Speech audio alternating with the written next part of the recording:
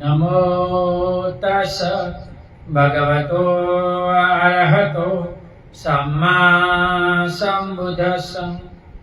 नमो तस् भगवतो अरहतो सम्मा सम्बुद्धस्स। नमो तस् भगवतो अरहतो सम्मा सम्बुद्धस्स।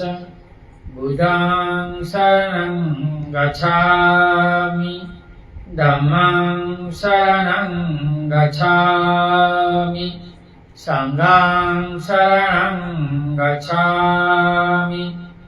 द्वितीयं तृतीयं बुद्धं शरणं गच्छामि, धम्मं शरणं गच्छामि, संघं शरणं गच्छामि।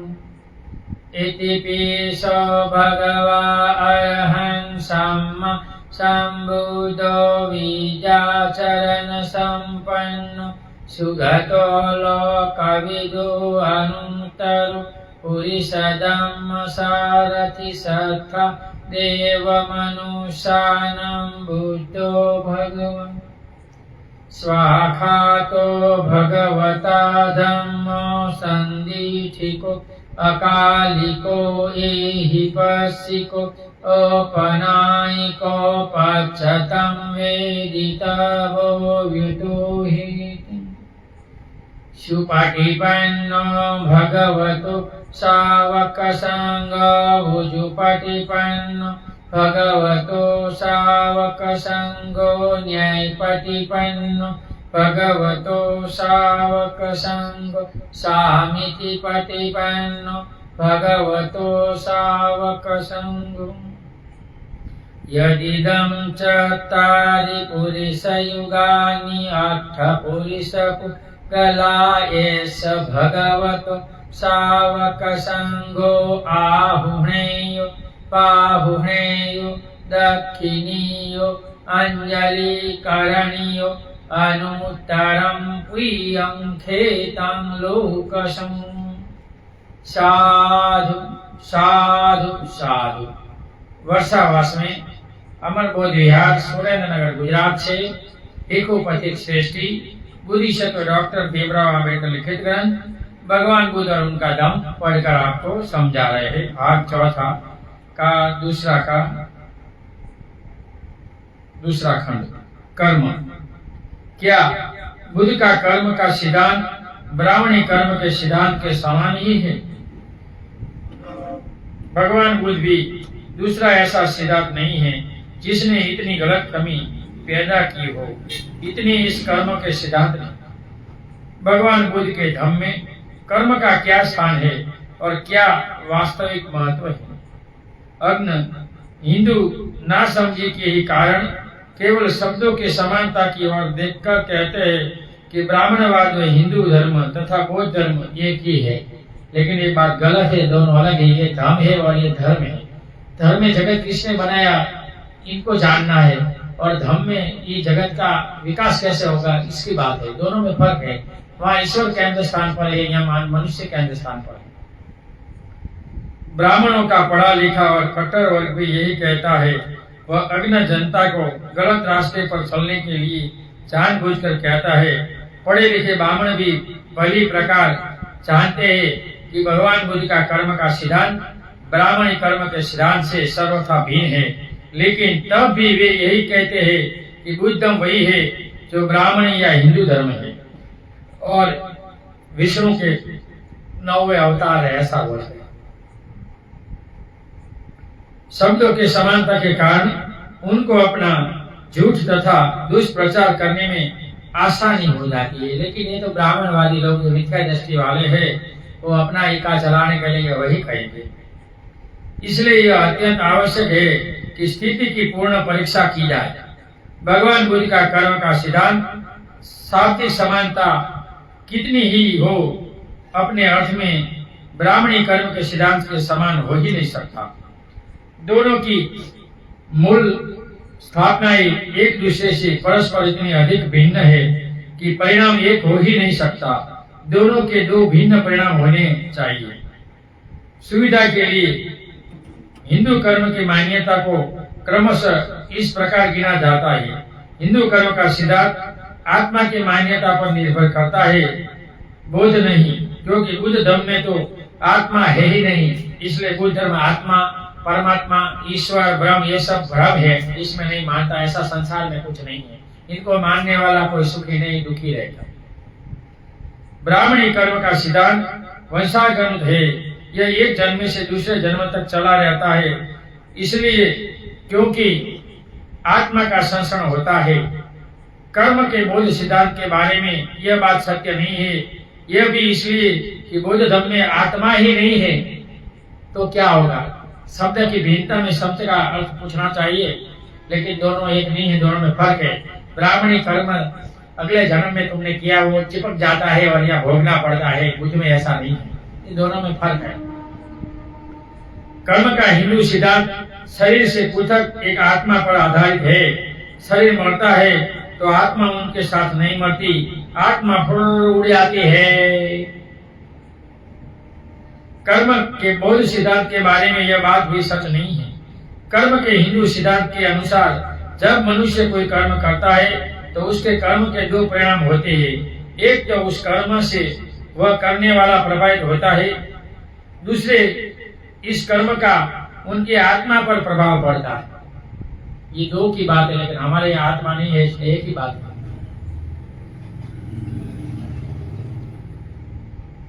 वह जो भी कर्म करता है उनकी आत्मा पर उनका प्रभाव पड़ता है।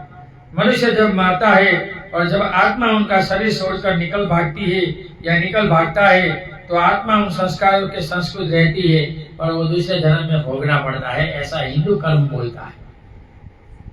यह संस्कार है जो उनके भावी जन्म को स्थित या निर्णय करते हैं।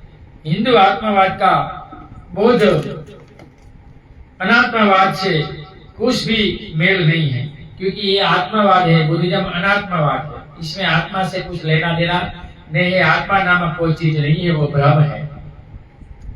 इन कारणों से कर्म का बौद्ध सिद्धांत और कर्म का हिंदू सिद्धांत एक न और न हो सकता है। इसलिए कर्म के बौद्ध सिद्धांत और कर्म के ब्राह्मणी सिद्धांत को एक ही बताना महज मूर्खता है। और ऐसे ज्यादा लोग हैं। अधिक से अधिक यही कहा जा सकता है कि इस शाब्दिक मायाजाल से सावधान रहना चाहिए। यहाँ ये पहला भाग खत्म। दूसरा, क्या भगवान बुद्ध यह मानते थे कि पूर्व कर्म का भविष्य जन्म प्रभाव पड़ता है? भगवान बुद्ध ने कर्म के सिद्धांत का प्रतिपादन किया था। सर्वप्रथम उन्होंने कहा था, जैसा बोएंगे वैसा काटोगे। इसलिए वर्तमान में ज्यादा फल मिलता है, इनका कहना यही है। उन्होंने कर्म के सिद्धांत पर इतना अधिक जोर दिया है कि उनका कहना था कि यदि कर्म के सिद्धांत को दृढ़ता पूर्वक न माना जाए तो नैतिक अनुशासन निभ ही नहीं सकता और समाज गलत राह पर चले और दुखी होगा। अगर समाज नीतिवान होगा तो समाज सुखी होगा, ये यहाँ कहना है। बुद्ध के कर्म के सिद्धांत का संबंध मात्र कर्म से था और वह भी वर्तमान जन्म के कर्म से। भविष्य के छोड़ो, वर्तमान के लोग बुद्धिज्म वर्तमान का मानता है। हालांकि कर्म का एक वृद्धि प्राप्त सिद्धांत भी है। उनके अनुसार कर्म का मतलब है पूर्व जन्म का कर्म अथवा पूर्व जन्मों में कर्म। वो 10% ही होता है, ज्यादा नहीं होता। 90% तो वर्तमान काल ही देते हैं, 80% सॉरी। यदि मनुष्य का जन्म गरीब परिवार में हुआ है तो वह इनके पूर्व जन्म के बुरे परिणाम का कर्म का परिणाम है। यही एक मनुष्य धनी घर में पैदा हुआ है तो यह उनके पूर्व जन्म के अच्छे कर्मों का परिणाम है। यदि किसी में कोई जन्मजात दोष है तो उनके पूर्व कर्म का बुरा परिणाम है, कर्म का परिणाम है। ये एक बड़ा ही खतरनाक ब्राह्मणी सिद्धांत है, क्योंकि यह कर्म की यह व्याख्या स्वीकार कर ली जाए तो मानव प्रयास के लिए कहीं कुछ गुंजाइश नहीं रह जाती। पूर्व जन्म के कर्म से ही सभी कुछ पूर्व निश्चित रहता है। यह वृद्धि प्राप्त सिद्धांत की बहुधा भगवान बुद्ध के सिर पर मढ़ दिया गया है, लेकिन भगवान बुद्ध का सिद्धांत ऐसा नहीं है। क्या भगवान बुद्ध ऐसे सिद्धांत को मानते थे? इस बुद्धि प्राप्त सिद्धांत की भली प्रकार परीक्षा करने के लिए जिस भाषा में इनका पाया उल्लेख किया जाता है उनमें थोड़ा परिवर्तन कर देना होगा। यह कहने की बजाय कि पूर्व जन्म के कर्म का संसरण होता है, हम यह कहे कि पूर्व जन्म का कर्म वंश परंपरा से प्राप्त होता है। तो पिता का बीमारी आता है, माता पिता बुद्धिजीवी है तो बच्चे होते हैं, वो ऐसे वंशागत कर्म की बात जो बुद्धिज्म एक्सेप्ट करते हैं, ये चौटने वाले कर्म को नहीं मानते। इस भाषा के परिवर्तन से धर्म वंश परंपरा के कानून के अनुसार इनकी परीक्षा कर सकते हैं। ऐसा करने से इनके कानूनी अर्थ में ही कोई अंतर आता है और न वास्तविक अर्थ में। इस भाषा के परिवर्तन से दो ऐसे प्रश्न जो आसानी से पूछे जा सकते हैं और जो कदाचित अन्यथा न पूछे जा सकते और जिनका उत्तर दिए बिना बात स्पष्ट नहीं होती है। पहला प्रश्न यह है कि पूर्व जन्म का कर्म वंशागत कर्म कैसे प्राप्त होता है, इनकी क्या विधि है। दूसरा प्रश्न है कि वंशानुगत कर्म के हिसाब से पूर्व जन्म के उस कर्म की अपनी स्थिति क्या है, क्या वह वंशानुगत कर्म से प्राप्त कोई गुण है अथवा स्वयं अर्जित किया हुआ कोई गुण है। जो बाकी होता है स्वयं अर्जित हुआ होता है, ये अगले भव का बात गलत है। वंशागत कर्म के हिसाब से हमें अपने माता पिता से क्या प्राप्त होता है। विज्ञान के अनुसार सोचे तो नए प्राणी का आरंभ उस समय से होता है जब शुक्राणु और अंडे का संयोग होता है, अंडकोश का। प्राणी की उत्पत्ति तभी होती है जब शुक्राणु का सर डीएनए अंडे को केंद्र में प्रवेश करता है। हर मानव का आरंभ तभी होता है जब दो जीवित कण मिलकर एक होते हैं। माता का रजकरण और पिता का वीर्यकरण। इन विषय की चर्चा करने के लिए तो यक्ष भगवान बुद्ध के पास आया। उसे भगवान बुद्ध से कहा था कि मानव का जन्म जीव कोशिकाओं पर निर्भर करता है। उस समय भगवान बुद्ध राजगुरु के बुद्धकुट पर्वत पर ठहरे हुए थे। तब एक यक्ष भगवान बुद्ध के पास आया और उसने इनके इस प्रकार से संबोधित किया, आपका क्या कहना है भगवान कि केवल रूप जीव नहीं है तो जीव शरीर कैसे होता है। जीव को यह हड्डियां हाथों का ढेर कैसे प्राप्त होता है। इनका भगवान ने उत्तर दिया, सर्वप्रथम कलल होता है तथा अर्बुद होता है, तब पेशी होती है, तब धन होता है और धन में ही बाल और नाखून आदि उत्पन्न होते हैं और माँ जो कुछ भी खाना पीना खाती है उससे बालक माँ के गर्भ में बढ़ता है। हिंदू सिद्धांत इनके सर्वथा भिन्न है। इनका कहना है कि शरीर तो वंशानुगत अथवा माता पिता से प्राप्त है, किंतु आत्मा नहीं। यह शरीर में बाहर से प्रवेश करती है या करता है। कहाँ से यह बात इस सिद्धांत में स्पष्ट है। इस सिद्धांत में स्पष्ट नहीं की गई है। दूसरा प्रश्न है कि पूर्व जन्म इस कर्म की अपनी स्थिति क्या है। यह वंशानुगत कर्म से प्राप्त कोई गुण है अथवा स्वयं अर्जित किया हुआ कोई गुण है। ये वैज्ञानिक आधार पर भगवान बुद्ध का दिया हुआ कर्म का स्पष्टीकरण है। जब तक इस प्रश्न का उत्तर न मिले तब तक वंशानुगत के वैज्ञानिक सिद्धांत के अनुसार इनका परीक्षण नहीं हो सकता। लेकिन यह मान लिया जाए कि इस प्रश्न का उत्तर उधर कुछ भी उत्तर संभव है तो भी वह विज्ञान की सहायता से कैसे निर्णय कर सकते हैं कि यह सिद्धांत कुछ बुद्धि संगत है अथवा एकदम मूर्खतापूर्ण है। विज्ञान के अनुसार बालक वंश परंपरा से अपने माता पिता के गुण प्राप्त करता है। कर्म के हिंदू सिद्धांत के अनुसार अपने माता पिता से शरीर के अतिरिक्त और कुछ नहीं प्राप्त करता। कर्म के हिंदू सिद्धांत के अनुसार बालक का पूर्व कर्म उनका अपना किया हुआ कर्म है और वह उनके अपने द्वारा ही अपने लिए ही स्वयं प्राप्त करता है। माता पिता बालक को कुछ नहीं देते, बालक ही सबको साथ लेकर आता है। इस तरह का सिद्धांत बेहूदगी से कुछ नहीं है। जैसे ऊपर दिखाया गया है, भगवान बुद्ध इस प्रकार के बेहूदगी में विश्वास नहीं करते।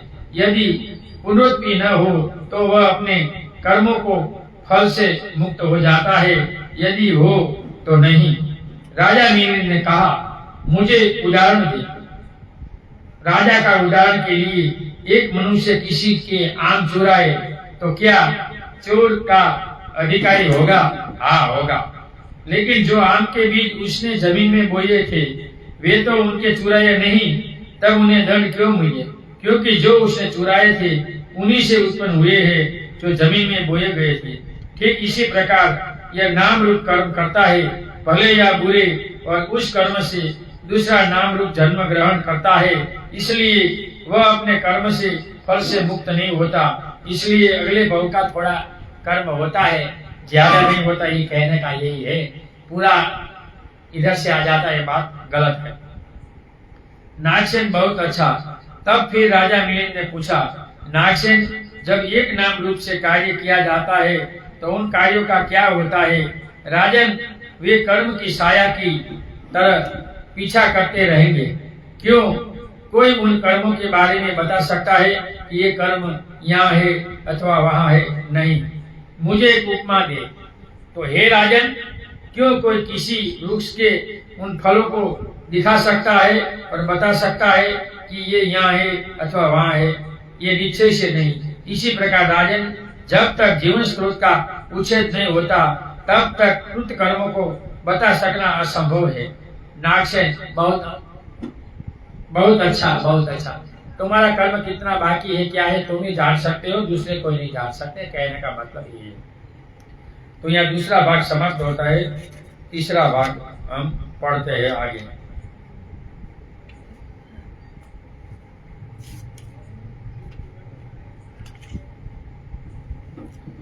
क्या भगवान बुद्ध मानते थे कि पूर्व कर्मों का भविष्य जन्मों पर प्रभाव पड़ता है? इस सिद्धांत से भगवान बुद्ध का पूर्व कर्म का सिद्धांत विज्ञान से संयुक्त है। भगवान बुद्ध पूर्व जन्मों के कर्मों के संसर्ग में विश्वास नहीं करते थे। जब ये मानते थे कि जन्म माता पिता से प्रदत्त होता है और बालक में जो कुछ भी गुण दोष होते हैं वह वंशानुगत क्रम से माता पिता के माध्यम से ही प्राप्त होते हैं, तो वे कर्मों के संसर्ग में विश्वास ही कैसे कर सकते थे? तर्क के अतिरिक्त इस बात का सीधा प्रमाण भी उस सूक्त में विद्यमान है जो चूल दुख स्कंद सूत कहलाता है, और इसमें भगवान बुद्ध तथा जैनों की बातचीत का वर्णन है।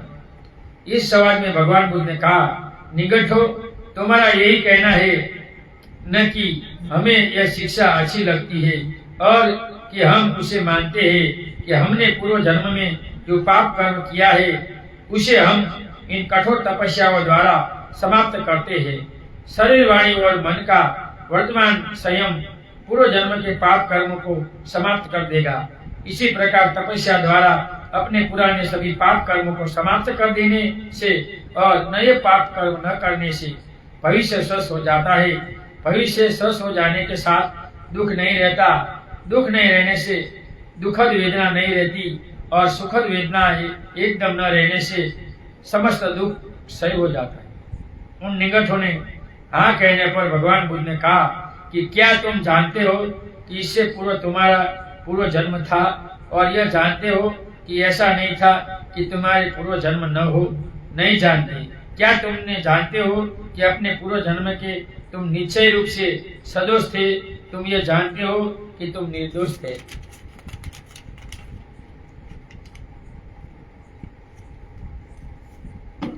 नहीं। क्या तुम जानते हो कि उस पूर्व जन्म में तुमने अमुक पाप कर्म किया है या नहीं किया है? नहीं। अब भगवान बुद्ध ये भी जोर देकर कहते हैं कि एक मनुष्य की स्थिति उनके वंश प्रकार गुणों पर उतनी निर्भर रहती है जितनी उनकी परिस्थिति पर निर्भर रहती है। भगवान बुद्ध ने केवल देवदत्त सूत्र में कहा कि कुछ श्रमण ब्राह्मणों का मत है कि जो कुछ भी व्यक्ति भुगतता है यह सब उनके पूर्व जन्मों के कर्मों का परिणाम है। चाहे सुख हो, चाहे दुख हो, चाहे अदुख हो, अदुख असुख हो। इसलिए उनका कहना है कि पूर्व जन्मों की निर्जरा द्वारा और नए अशुभ कर्मों से विरत रहने से पाप कर्मों का क्षय हो जाता है। जब पाप कर्मों का क्षय हो जाता है तो दुख क्षय हो जाता है, जब दुख क्षय हो जाता है तो दुखद वेदनाओं का क्षय हो जाता है, और जब वेदनाओं का क्षय हो जाएगा तो तमाम दुख का समूल उच्छेद हो जाएगा। यही निगरनाथ जैन धर्म का मत है। तो जैन धर्म का मत यह है कि भाई ऐसे ऐसे सब सिस्टम होती है, लेकिन ये सिस्टम भगवान बुद्ध नहीं मानते। यदि प्राणियों के पूर्व जन्म की परिस्थिति उनके सुख दुख भोगने का कारण है, तब भी निगत यहाँ के भाजन है, यह परिस्थिति कारण नहीं है, तब भी वे गहा के भाजन है। भगवान बुद्ध ने ये वचन प्रस्तुत विषय में संबंधित है। यदि भगवान बुद्ध पूर्व कर्म में विश्वास रखते हैं तो वे यहाँ इस समय पूर्व कर्म के बारे में संदेह क्यों प्रकाशित करती है, और यदि भगवान बुद्ध यह मानते हैं कि सुख दुख पूर्व कर्मों का परिणाम है, तो यह क्यों कहते हैं कि वर्तमान जीवन का सुख दुख परिस्थिति का परिणाम होता है। पूर्व कर्म सुख दुख का कारण होते हैं का सिद्धांत शुद्ध ब्राह्मणी सिद्धांत है। पूर्व कर्म का वर्तमान जीवन पर प्रभाव पड़े, इसका ब्राह्मणी आत्मा के सिद्धांत से पूर्णतः मेल बैठता है, क्योंकि वे मानते हैं कि कर्म का आत्मा पर प्रभाव पड़ता है, लेकिन बुद्ध धर्म के अनात्मवाद से इनका किसी भी तरह से मेल नहीं बैठता, क्योंकि बुद्धिज्म में आत्मा है नहीं, तो क्या कैसे चिपकेगा पीछे वाला। लगता है कि सारा का सारा बाद में बुद्ध धर्म में प्रशिक्षण पर दिया गया है, या तो किसी ऐसे द्वारा जो बुद्ध धर्म को हिंदू धर्म सदस्य ही बनाना चाहता था, और किसी ऐसे द्वारा जो यथार्थ में बुद्ध धर्म के अपरिचित था। यदि एक कारण है जिससे यह मानना चाहिए कि बुद्ध ने कभी इस सिद्धांत की देशना नहीं की होगी, एक दूसरा और अधिक मान्य कारण भी है जिससे यह मानना चाहिए कि भगवान बुद्ध कभी इस सिद्धांत की देशना नहीं कर सकते थे। भावी जन्म के संचालक के रूप में पूर्व जन्म को स्वीकार करने के हिंदू सिद्धांत का आधार अन्यायपूर्ण है। इस प्रकार के सिद्धांत का आविष्कार करने का आखिर क्या प्रयोजन हो सकता है। तो एक कास्ट सुखी रहे और दूसरा सब दुखी रहे, हमें ऐसा लगता है। इनका एक ही उद्देश्य हो सकता है कि राज्य अथवा समाज को गरीबों और दरिद्रों की दुरावस्था की जिम्मेदारी से सर्वथा मुक्त किया जाए। तो ये कर्म के सिद्धांत से हम देख रहे राजा भी क्या कर रहा है। तो ये भगवत गीता नाम का जो धर्म का सिद्धांत है, इसमें के आधार पर ये कर्म का सिद्धांत दिखाया गया है कि भाई ये सिद्धांत ऐसा कहता है। तो इनका भगवान बुद्ध का कहना यह है कि गरीबों और दरिद्रों को दुरावस्था में अपने कर्म पे छोड़ दो, कुछ मत दो। देख गया तो प्रश्न होगा ना कि तुम्हारा दूसरा जन्म में ऐसा था इसलिए हम क्यों दिए। तो ये जिम्मेदारी फेंक दी। अन्यथा इसी प्रकार के अत्याचारपूर्ण तथा बेहुदा सिद्धांत का कभी आविष्कार न होता। यह कल्पना कर सकना असंभव है कि महाकारुणिक बुद्ध ने कभी इस प्रकार के सिद्धांत का समर्थन किया हो। बाबा साहब कहते भगवान बुद्ध कभी ऐसा कर्म का सिद्धांत का इतेशु विश्वासु नहीं थे कि अगले जन्म में जो तुम करते वो चिपक जाता हो यहाँ भोगना है। ये बात गलत है। अवश्य कर्म की बात है, लेकिन ये इनके जैसा नहीं है। ये आत्मा की बात नहीं है, ये चित्त संसरना की बात है। लेकिन बहुत बार लोगों को पता नहीं और ऐसा करते हैं। हमारा समय भी हो गया है। ऑनलाइन सुनने वाले सभी लोगों को सुने हुए धर्म का हम पुण्यानुमोदन करते हैं कि सुने हुए धर्म से आप सभी लोग सुखी हो, निरोगी हो, आपका कल्याण हो, आपका मंगल हो। ऑनलाइन और सामने सुनने वालों को जितना समझा सके इतना मैंने प्रयत्न किया। मेरी भाषा या वाणी के कारण किसी को दुख लगा है तो क्षमा करना, मेरा कोई ऐसा आशय नहीं था। नथि मे शरणम आयम बुद्धो मे शरणम वरम एतेन सच्चवाजेन होतु मे जय मंगलम। नथि मे शरणम आयम धम्मो मे शरणम वरम एतेन सच्चवाजेन होतु मे जय मंगलम। नथि मे शरणम अयम संघो मे शरणम वरम एतेन सत्यवाजेनम भवतु मे जय मंगलम। नमो बुधाय, नमो धम्माय, नमो संघाय। साधु साधु साधु। सबका मंगल हो, सबका कल्याण हो, सब सुखी हो, सब सुखी हो, सब